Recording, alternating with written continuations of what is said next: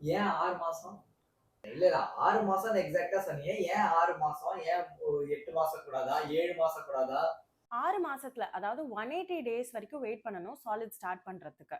ஏர்லியரா start பண்ணினோம்னா, there are higher chances of allergies, childhood obesity, infections and stomach upset கூட ஆகலாம்.